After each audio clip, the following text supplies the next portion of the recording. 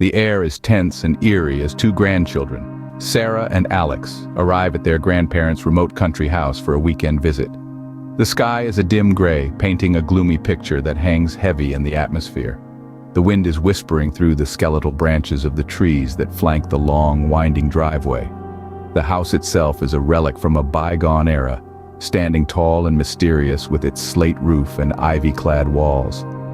Sarah and Alex, each with a sense of unease settling in their hearts, step out of the car. They look at each other, communicating wordlessly their shared apprehension. Sarah, older by a couple of years, attempts to put up a brave front for her younger brother. She forces a smile and nudges him gently, encouraging him to move forward. Their footsteps echo ominously as they approach the massive front door decorated with intricate carvings of what look like frolicking woodland creatures. The door creaks open before they have a chance to knock. Their grandparents stand in the doorway, silhouetted against the dim light filtering through from inside the house. Their faces are etched with the shared lines of many years lived, their eyes a mixture of warmth and weariness.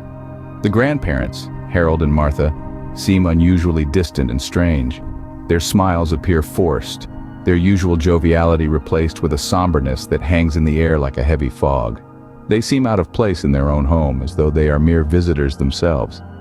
Sarah and Alex search their faces for a sign of familiarity, a spark of the love they once knew, but their features remain unreadable, hidden behind a veil of uncertainty.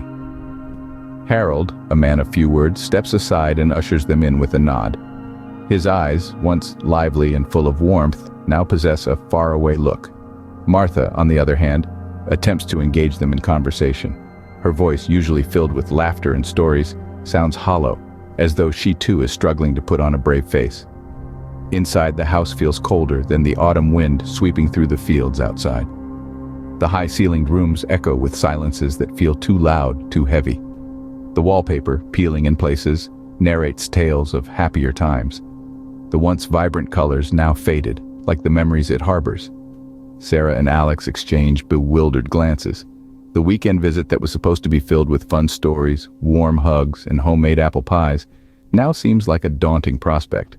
The house seems less like the haven they remember and more like a haunted mansion from a Gothic novel. The siblings, clinging to each other for comfort, follow their grandparents through the labyrinthine house. Each room is filled with the scent of old books and the eerie quietness of time standing still. The grandparents, who seem unusually distant and strange, welcome them with forced smiles.